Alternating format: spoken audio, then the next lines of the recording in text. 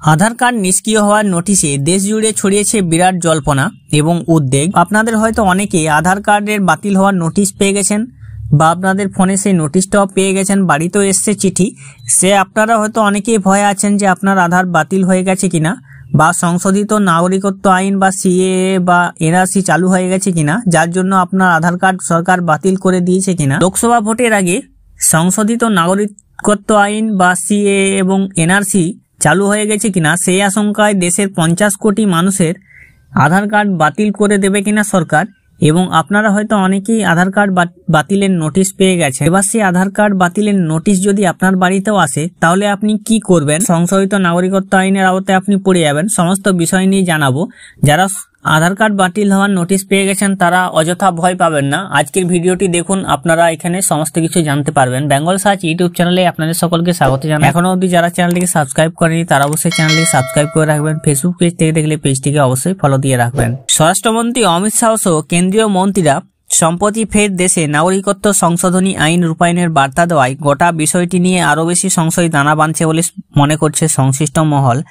আধার card নিষ্ক্রিয় হওয়ার notice পেয়েছেন অনেক মানুষ এবং সেই নোটিশ পেতে তাদের মনে আশঙ্কা জেগেছে যে সংশোধিত নাগরিকত্ব আইন বা সিএএ চালু হয়ে গেছে কিনা। ভারতে থাকার শর্ত পূরণ করতে পারেননি, তাই আধার আইন 2016 এর 28A ধারা অনুযায়ী সংশ্লিষ্ট ব্যক্তির আধার নম্বর নিষ্ক্রিয় করা হয়েছে। এই মর্মে নোটিশ পাওয়ার দাবি করছেন এ রাজ্যের অনেক বাসিন্দা।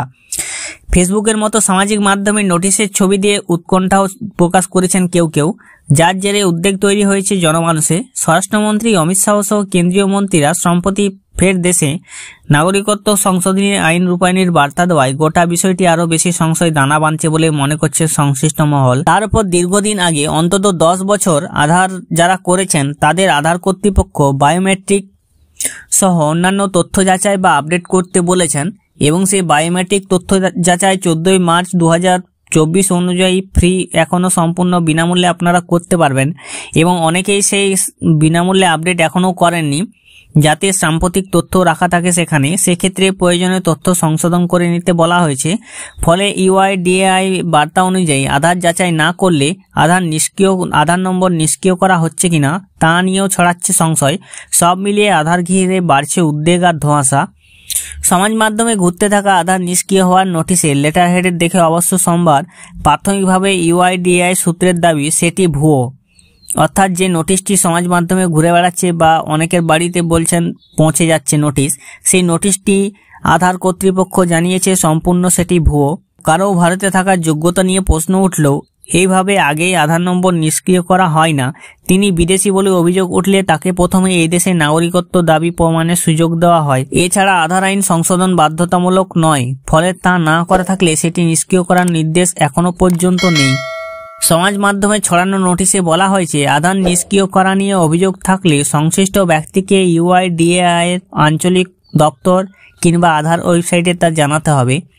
সংশ্লিষ্ট মহলের খবর, এমন নোটিশপ্রাপ্ত বেশ কয়েকজন আধার গ্রাহক কলকাতার টেলিফোন ভবনে ইউআইডিএআই এর শাখা দপ্তরে উপস্থিত হয়েছেন। সেখানে অনেকে ফোনও করছেন বলে জানা গিয়েছে। সেই সব গ্রাহকরা এই নিয়ে সরকারিভাবে অভিযোগ বা বক্তব্য জানানোর পরে রাঁচির আঞ্চলিক দপ্তরে বিষয়টি জানানো হবে বলে ওই শাখা অফিস জানিয়েছে তাদের। কয়েকদিন ধরে সামাজিক মাধ্যমে আধার নিষ্ক্রিয় হওয়ার নিয়ে যে চর্চা বা দুশ্চিন্তা বাড়ছে, এর কারণ শুধু ভর্তুকি পাওয়ার জন্য নয়, এখন নানা সরকারি পরিষেবায় আমজনতার কাছে আধার নম্বর চাওয়াটা রেওয়াজ হয়ে দাঁড়িয়েছে। দেশবাসীর বাধ্যতামূলক পরিচয়পত্র না থাকলেও বহু বেসরকারি পরিষেবা পাওয়ার ক্ষেত্রেও তা দিতে হয়। সব মিলিয়ে আধার নম্বর আচমকা নিষ্ক্রিয় হয়ে গেলে কার্যত জলে পড়ে যাওয়ার মতো অবস্থা হওয়ার আশঙ্কা তৈরি হয়েছে গ্রাহকদের মনে। সোমবার অবশ্য এ নিয়ে ইউআইডিএআই এর তরফে সরকারিভাবে কিছু জানানো হয়নি, তবে তাদের সূত্রের খবর যে লেটার হেড বা বয়ান নোটিশে রয়েছে তা প্রাথমিকভাবে ভুয়ো বলেই মনে করা হয়েছে তাদের। কারণ আধার নাগরিকত্ব প্রমাণের পরিচয়পত্র নয়, অর্থাৎ নাগরিকত্ব প্রমাণের পরিচয়পত্র আধার দেয় না।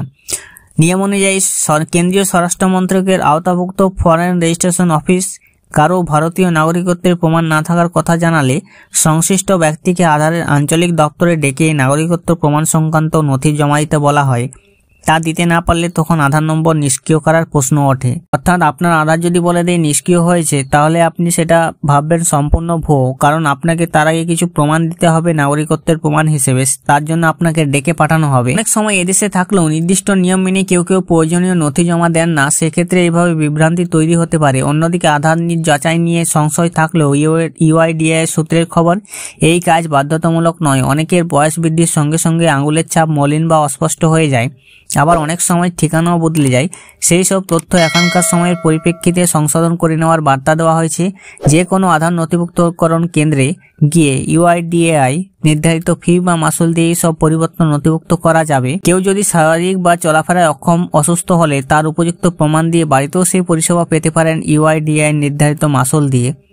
এছাড়া অনলাইনেও নির্দিষ্ট ঠিকানা সংশোধন করা যাবে, যা আগামী 14 মার্চ পর্যন্ত আপনারা সংশোধন করতে পারবেন নিখরচায়। The undersigned is directed to inform that Aadhaar number has been deactivated under the provision of regulation 28A regulation 2016 for the reason for the recruitment of fulfilled.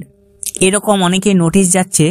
দেশে 50 কোটির ওপর আধার নম্বর কিন্তু এখনো আপডেট হয়নি। মেন ঠিকানা আছে যে ইউআইডিএআই আঞ্চলিক কার্যালয় আছে, যার ঠিকানা হচ্ছে রাঁচি ইউআইডিএআই আঞ্চলিক কার্যালয়, 1st floor, RIADA central office building, Namkum industrial area, near SPTI, Lowadih, Namkum, Ranchi 834001। বাতিল হয়ে গেছে বলে যে চিঠি পাঠানো হয়েছে, সেই চিঠিটি বাংলায় করলে যা বোঝায় তা এবার জেনে নিন।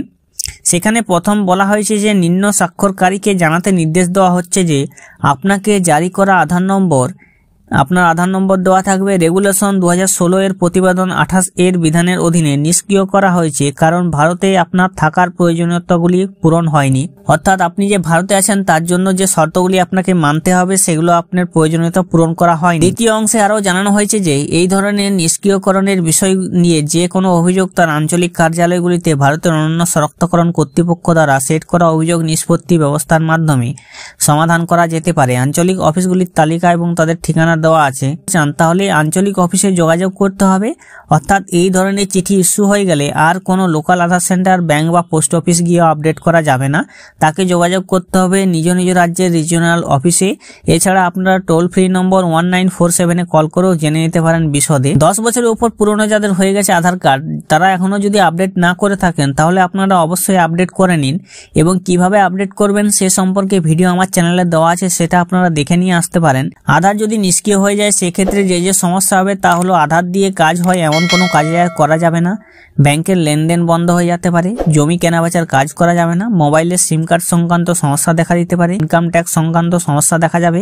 আপনার বাড়িতে যদি আধার কার্ড সংক্রান্ত কোনো এইভাবে নোটিশ আছে তাহলে আপনার ভয় পাওয়ার কিচ্ছু নেই, কারণ ইউআইডিএআই জানিয়ে দিয়েছে এগুলো সম্পূর্ণ ভুয়ো, এগুলো কিন্তু ইউআইডিএআই পাঠায়নি। এবং যদি আপনাকে পাঠানো হয় সেক্ষেত্রে আপনি তাদের আঞ্চলিক অফিসে গিয়ে যোগাযোগ করবেন, কারণ সেখানে আপনার কোনো জিনিস আপডেট না থাকার জন্য আপনাকে এভাবে নোটিশ পাঠানো হতে পারে। এই যে নোটিশগুলো এখন সমাজ মাধ্যমে ঘুরে বেড়াচ্ছে সেগুলো সম্পূর্ণ ভুয়ো, আপনাদের কোনো কিছু হবে না, আপনার আধার নম্বরও বাতিল করা হবে না। এবং যারা জানেননি এখনো তাদের মধ্যে ভিডিওটা অবশ্যই শেয়ার করে দেবেন সকলকে জানাতে।